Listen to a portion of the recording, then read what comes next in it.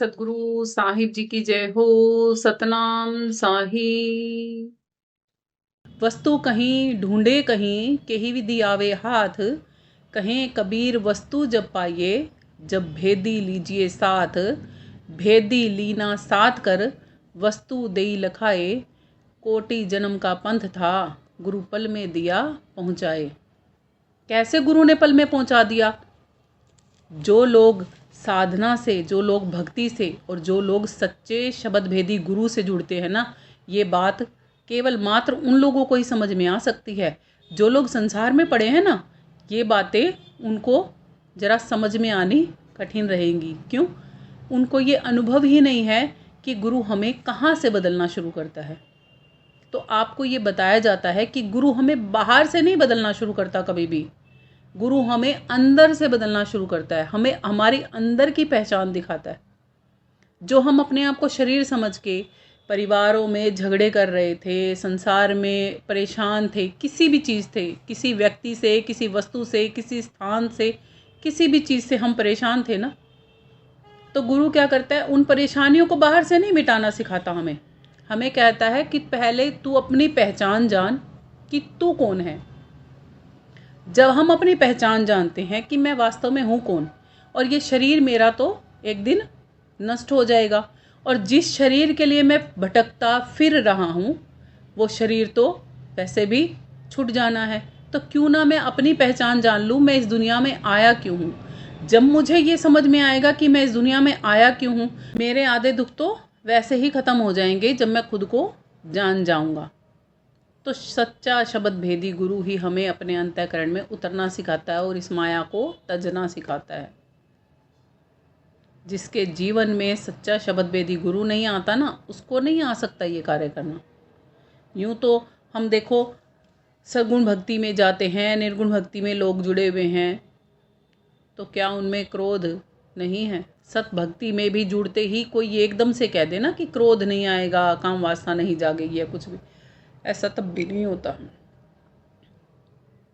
कब बदलेंगे हम? जब हम बदलना चाहेंगे। भले ही हम सद्गुण भक्ति में बैठे हों, निर्गुण में बैठे हों, या सत भक्ति में भी क्यों ना आ जाए, सच्चा शब्द भेदी भी क्यों ना मिल जाए, आत्मा यदि खुद को बदलना नहीं चाहती तो उसको कोई भी बदल ही नहीं सकता। हम बिल्कुल वैसे ही रह जाएंगे जैसे सत्संग की गंग तो बह रही है और हम पत्थर की भांति यदि बन के बैठ जाएंगे, तो उस गंगा में चाहे हम बीसियों साल रह लें, हजारों साल भी रह लें, जब पानी में से पुनः बाहर निकाले जाएंगे और फोड़ के देखेंगे तो सूखा ही मिलेगा। और यदि हम मिट्टी बन जाएंगे तो पानी के साथ धारा प्रवाह में बहकर एक स्थान से दूसरे स्थान चले जाएंगे, यानी कि संसार सागर से बहकर परमात्मा तक चले जाएंगे। बस सिर्फ बात सारी वहीं पे आ जाती है घूम फिर के कि अमल करते हैं हम या नहीं करते। हम इन चीज़ों को समझना भी चाहते हैं या नहीं समझना चाहते। अब देखो, आप ऋषि मुनि थे, उनको क्या क्रोध नहीं आता था? अगर क्रोध नहीं आता था तो वो श्राप क्यों देते थे? साधना करने के बाद भी कहीं ना कहीं किसी ना किसी चीज़ की तो डिज़ायर बाकी रहती थी ना, जो क्रोध आता था। तो यही सब कुछ हमारे साथ भी होता है। इसीलिए साहिब कहते हैं, अवधू माया तजी ना जाए। और कैसे माया नहीं तजी जाती? कहते हैं, जैसे बैल खेत में अरुझी, माही रहे अरुझाई। कहते हैं जैसे बैल होता है ना, खेत में जा रहा है तो किसान को साथ में उलझा के रखता है ना। ऐसा तो नहीं है कि बैल को बोल दिया खेत जोत ले और खुद किसान घर पे बैठ जाएगा। ऐसा हो सकता है? साथ में किसान को लगे ही रहना पड़ता है। तो कहते हैं जैसे बैल है खेत में चला जाए काम करने के लिए, तो माँ ही साथ में उलझा के रखेगा, किसान को साथ में ही उलझा के रखेगा। वो छोड़े से भी छूटे ना ही। अगर बैल को छोड़ेंगे सारा खेत का सिस्टम बिगड़ सकता है ना। या तो बैल को खुट्टे से बांध दो और फिर किसान अपना और कोई काम कर सकता है, नहीं तो उसके साथ ही बंधे रहना पड़ेगा। कहते हैं छोड़े से भी छूटत नाही, कोटिन करे उपाय। अगर किसान के दिमाग में वो खेत ही बैठा है तो बैल को वो जोतता ही रहेगा, उसको कोई भी वहाँ से छुड़ा ही नहीं सकता।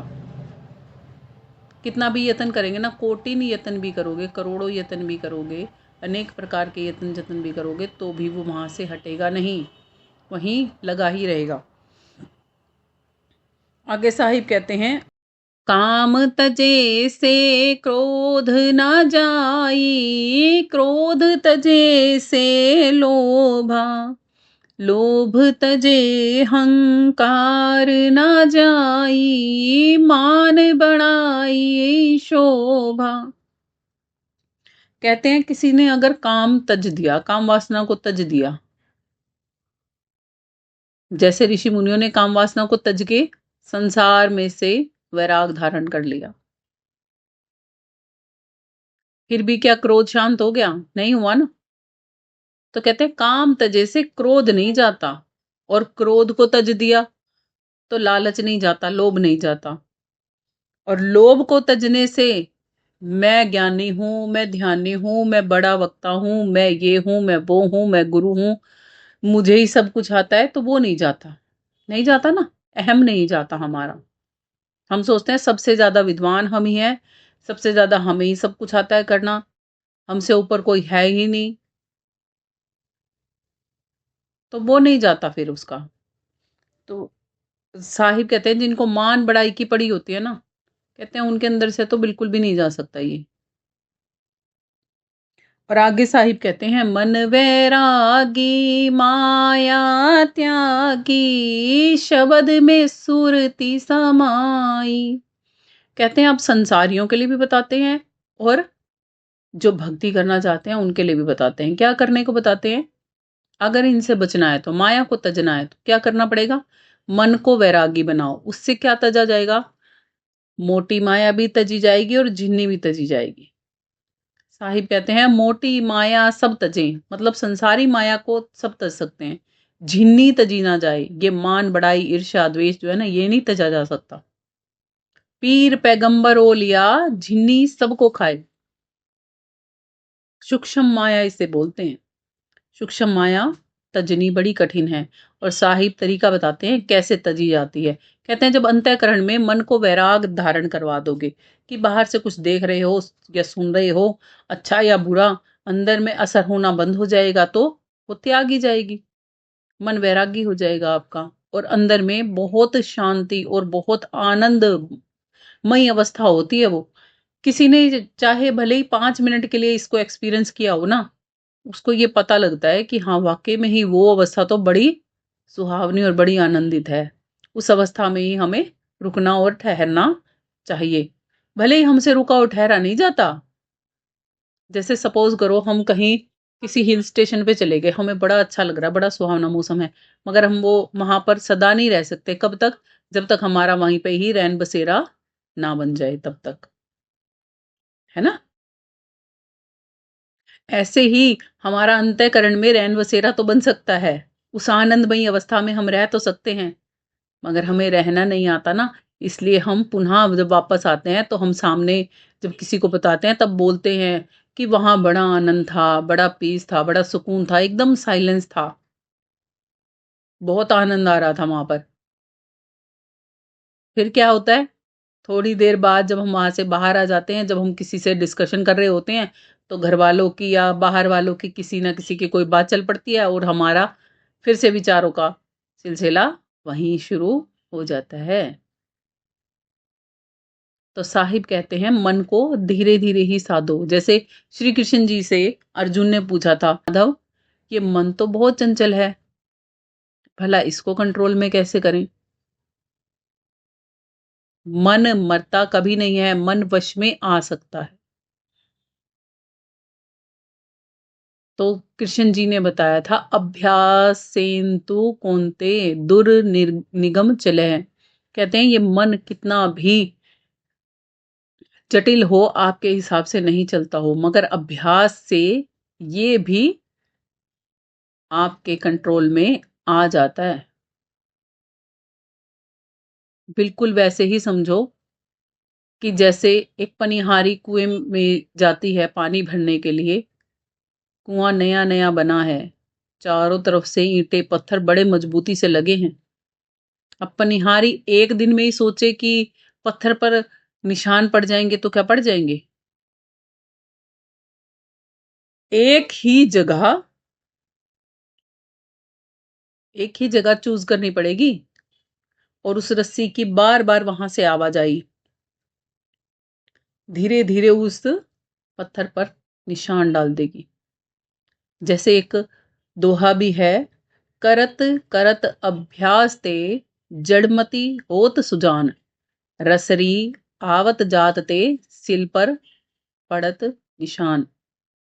कि जैसे वो पनिहारी करती है ना, रोज पानी लाती है, रोज धीरे धीरे धीरे धीरे, उसको तो एहसास भी नहीं होता कि ये रस्सी इतनी मजबूत है।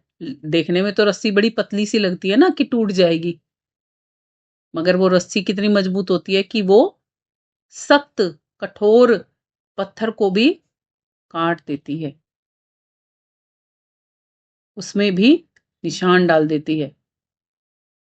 वैसे ही हमारा मन भी धीरे धीरे इन संसारी विकारों से, इन वृत्तियों से हट सकता है, बशर्त है हम अपने ध्यान को जहां मस्तक में हमारे गुरु बताते हैं स्थापित करने को, क्या हम करते हैं? जैसे श्री कृष्ण जी ने भी बताया श्री गीता में कि हे अर्जुन, बाहरी 9 द्वारों को बंद कर ले, परमात्मा संबंधी सभी धारणाओं से अपने आप को युक्त कर ले। अब उस जीते हुए मन को प्राणों के साथ हृदय में, मस्तक में स्थापित करना है और ओ उ मैं ओम का निरंतर निरंतर बिना किसी अंतर के जाप कर, निरंतर पढ़े बिना तो रहता ही नहीं, क्योंकि हमारा मन तो तुरंत बाहरी विषय विकारों की तरफ खिंच जाता है। और जब तक अंतर नहीं पड़ेगा ना, जब तक वो निरंतर चलेगा, मान लो आप 1 घंटा निरंतर कर रहे हो, 2 घंटा निरंतर कर रहे हो, उसका भी लाभ मिलेगा। क्योंकि क्या होगा, रस्सी 1 घंटा खींच रही है, 2 घंटा खींच रही है, कुछ तो पड़ेगा ना निशान सिल पर, खाली नहीं जाएगा वो भी। 5 मिनट भी खींचोगे ना रोज, भले ही सालों लगेंगे, मगर काम तो आएगा। इसीलिए संत जन पता है क्या कहते हैं कि जो भक्ति करता है ना, 5-5 मिनट भी करके करता है, 10-10 मिनट भी करके करता है, खाली कुछ नहीं जाता, मिलेगा। बिल्कुल वैसे ही समझो, दुकानदार है, दुकान पे गया है, 5 मिनट दुकान खोली है, एक ग्राहक आया है। उस दुकानदार का रूल है कि सारा सामान एक रेट का है, हर सामान 1 रुपये में मिलता है। अगर 5 मिनट दुकान खोली है, एक ग्राहक आया तो 5 रुपये, तो 1 रुपया तो बन गया। 5 मिनट में 5 ग्राहक भी आ सकते हैं। कैसे? कि आपका ध्यान जो है ना, वो पूर्ण रूप से केंद्रित है, कोई विचार नहीं आ रहा। विचार समझो ग्राहक है। आया समझ में कुछ? उदाहरण कैसा था ये कि जितने ग्राहक आते जा रहे हैं, आप उतना सामान बेचते जा रहे हो और उतनी ही देर की आपकी लगती जा रही है पूंजी सामान के साथ में। जितने विचार आते जाएंगे, उतनी देर के लिए आपका परमात्मा से ध्यान हटता जाएगा। और जब तक आप अपने में स्थिर रहोगे तो ध्यान पूर्ण रूप से आप में ही समाया रहेगा।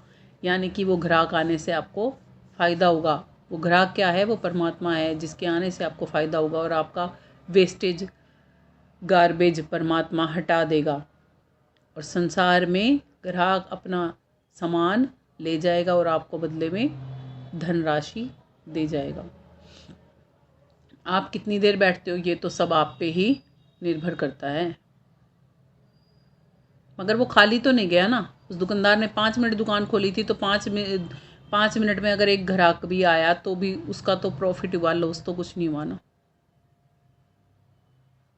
वैसे ही आपका भी लॉस नहीं होता भक्ति करने से। सारा दिन अगर अपनी भक्ति में ही लीन रहोगे तो उसके हिसाब से आपको फल मिलेगा। अगर आप सारा दिन संसार में लीन रहोगे तो आपको उसी के हिसाब से फल मिलेगा। फल तो पक्का मिलता ही मिलता है, यहाँ निष्फल कुछ नहीं है। अब देखो, अगर आप साधना करते हो तो आपको क्या मिलता है? निष्फल तो यहाँ कुछ नहीं है ना। साधना करते हो तो परमात्मा की प्राप्ति होती है, फल मिला ना। हाँ, इच्छित, अगर इच्छा कर करके करोगे ना तो फिर संसार की कामना में ही उलझे रह जाओगे, फिर वो पूरी होती रहेंगी, फिर भी प्रभु प्राप्ति नहीं होगी।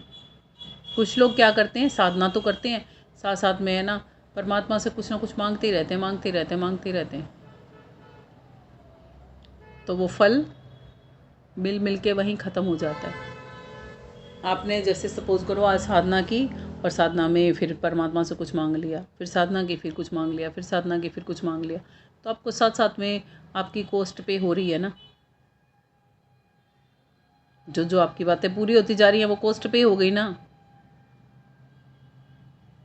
फिर थोड़ा मिलेगा उसका फल दोबारा दोबारा। ऐसा नहीं है ये कि एक पेड़ लगा दिया, इस सीज़न में भी फल आ गए, फिर अगले सीज़न में भी आएंगे, अगले सीज़न में भी आएंगे। तो दुकानदारी की तरह है, समझो कि कर्म कर रहे हो, कर्मों के भी तो फल ऐसे ही मिलते हैं ना, कि किसी को अच्छा बोलते हो अच्छे फल मिल जाते हैं, बुरा बोलते हो बुरे फल मिल जाते हैं। हाँ, इतना पक्का है कि फल मिलेंगे ज़रूर। ऐसा पेड़ ये नहीं है कि ये फल नहीं दे, ये फल देगा ज़रूर। कर्मों का जो पेड़ होता है ना वो फल पक्का देता है, देर दे सवेर दे, आएंगे ज़रूर, फल ज़रूर मिलेगा। माया तजे से क्या भया, जो मान तजा नहीं जाए, जे ही माने मुनिवर ठगे, सो मान सबन ने खाए, सो मान सबन ने खाए।